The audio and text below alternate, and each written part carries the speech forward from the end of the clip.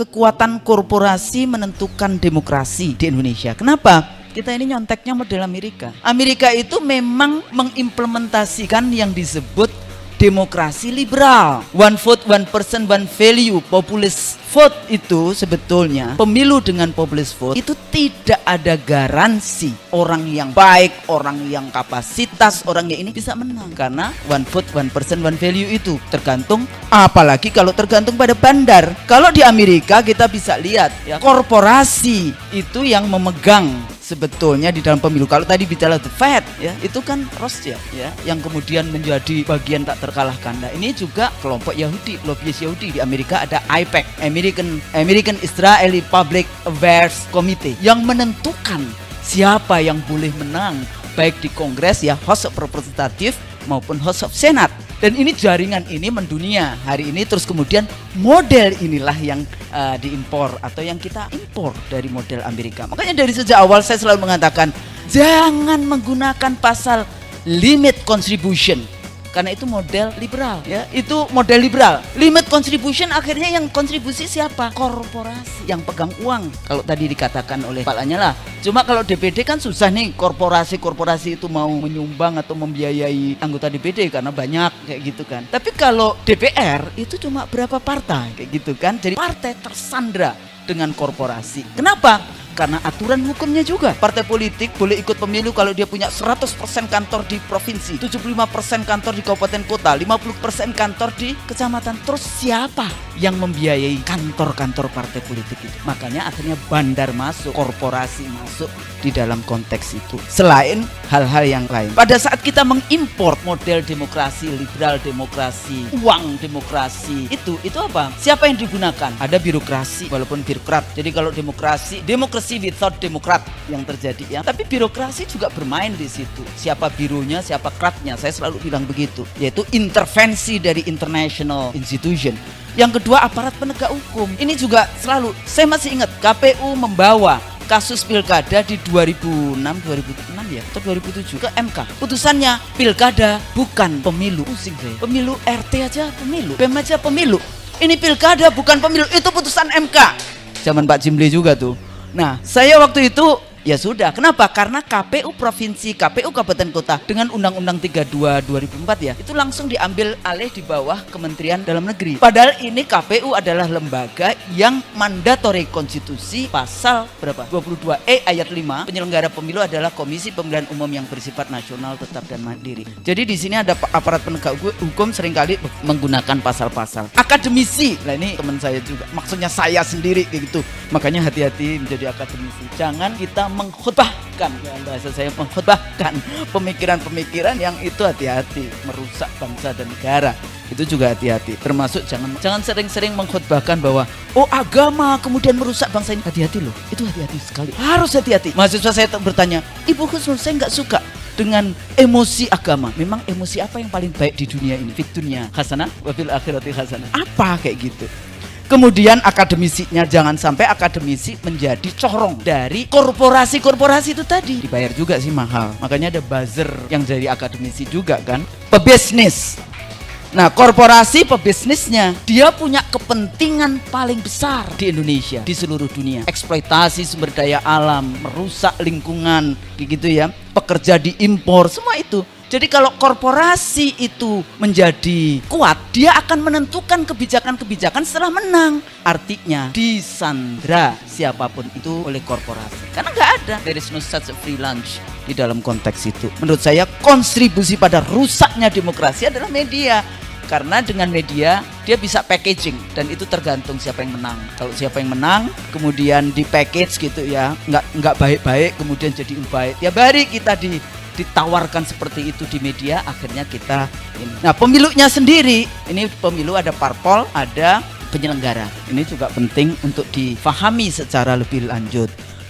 Hasil pemilu itu kan sangat penting karena dia menjadi legitimasi dari pembentukan pemerintahan. Nah, kalau pemilunya the liberal Machiavellian election, pemilu terbuka tapi dengan tipu-tipu muslihat atau fabricated election dengan tadi media dan sebagainya, ya susah. Di mana posisi rakyat yang berdaulat? Ya, kita menginginkan ya sudah, kalau pilihannya popular vote, one person one vote one value, artinya semua rakyat itu bisa memilih, tapi ya ada kecuali juga. TKA jangan dikasih ID supaya bisa memilih dan sebagainya. Kalau mau jadi gubernur, jadi bupati, wali kota, itu pertanyaan pertama, punya berapa uang? Biasanya alasannya bukan untuk membayar partai politik per se, tapi untuk menjaga suara itu aman. Nah, berarti di sini KPU gagal. Kenapa gagalnya? KPU sudah dikasih uang rakyat banyak sekali, 25 triliun 2019 kemarin lebih gitu ya, untuk menjaga suara rakyat aman sampai di Jakarta. Nah, kalau KPU, kalau peserta pemilu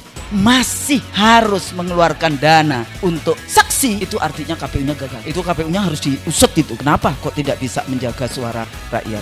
Yang kedua, KPU-nya itu, suksesi KPU itu tidak akan membuat KPU-nya kuat. Anda bisa bayangkan KPU Provinsi Jawa Timur nih Pak, itu baru diganti Januari untuk pemilu April. Bagaimana KPU bisa gagal? Ada lagi yang baru tanggal 1 April menjadi anggota KPU untuk pemilu 17 April. Saya di 2007 ya, sebelum kita selesai, kita sudah laporkan itu kepada Presiden SBY. Tolong KPU Provinsi dan Kabupaten Kota diperpanjang sampai Desember 2009. Supaya apa?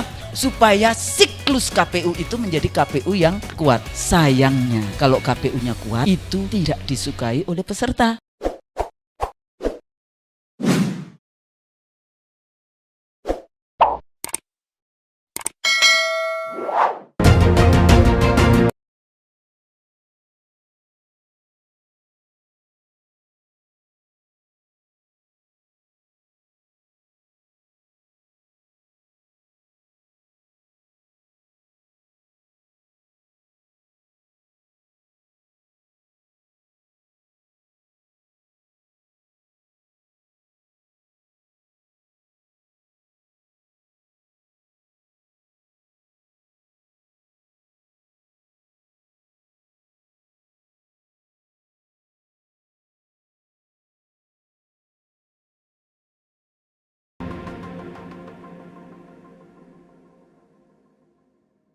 Kekuatan korporasi menentukan demokrasi di Indonesia. Kenapa? Kita ini nyonteknya model Amerika. Amerika itu memang mengimplementasikan yang disebut demokrasi liberal. One vote, one person, one value. Populist vote itu sebetulnya, pemilu dengan populist vote itu tidak ada garansi orang yang baik, orang yang kapasitas, orang yang ini bisa menang. Karena one vote, one person, one value itu tergantung, apalagi kalau tergantung pada bandar. Kalau di Amerika kita bisa lihat ya, korporasi itu yang memegang sebetulnya di dalam pemilu. Kalau tadi bicara the Fed ya, itu kan Rothschild ya, yang kemudian menjadi bagian tak terkalahkan. Nah, ini juga kelompok Yahudi, lobbyis Yahudi. Di Amerika ada AIPAC, American Israeli Public Affairs Committee, yang menentukan siapa yang boleh menang baik di Kongres ya, House of Representative maupun House of Senate. Dan ini jaringan ini mendunia hari ini, terus kemudian model inilah yang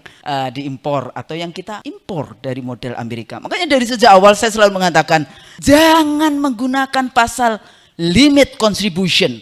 Karena itu model liberal ya, itu model liberal. Limit contribution akhirnya yang kontribusi siapa? Korporasi yang pegang uang. Kalau tadi dikatakan oleh Pak Lanyala. Cuma kalau DPD kan susah nih, korporasi itu mau menyumbang atau membiayai anggota DPD karena banyak kayak gitu kan. Tapi kalau DPR itu cuma berapa partai kayak gitu kan. Jadi partai tersandra dengan korporasi. Kenapa? Karena aturan hukumnya juga. Partai politik boleh ikut pemilu kalau dia punya 100% kantor di provinsi, 75% kantor di kabupaten kota, 50% kantor di kecamatan. Terus siapa yang membiayai kantor-kantor partai politik itu? Makanya akhirnya bandar masuk, korporasi masuk di dalam konteks itu. Selain hal-hal yang lain.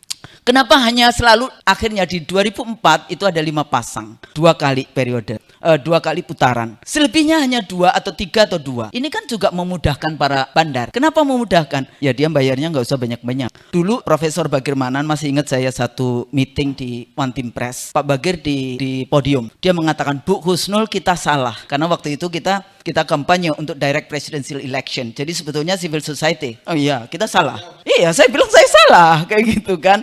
Tapi Pak Bagir argumennya apa? Karena tidak akan mungkin ada calon presiden yang bisa menyuap 185 jutaan pemilih. Nah itu argumennya. Tapi Pak Bagir Manan, Profesor Bagir Manan waktu itu di One Team Press kapan ya? Saya lupa. Kita salah Bu Husnul. Luar biasa kan?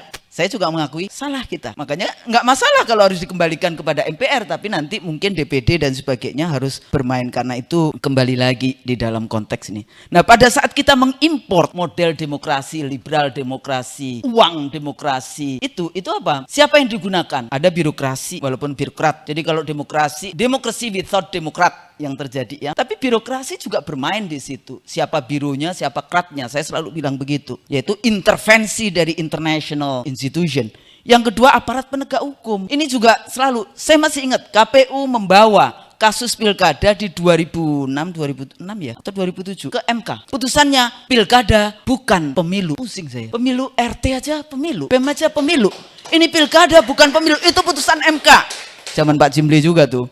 Nah, saya waktu itu ya sudah. Kenapa? Karena KPU provinsi, KPU kabupaten kota dengan Undang-Undang 32 2004 ya, itu langsung diambil alih di bawah Kementerian Dalam Negeri. Padahal ini KPU adalah lembaga yang mandatori konstitusi pasal berapa? 22E ayat 5, penyelenggara pemilu adalah Komisi Pemilihan Umum yang bersifat nasional, tetap dan mandiri. Jadi di sini ada aparat penegak hukum seringkali menggunakan pasal-pasal.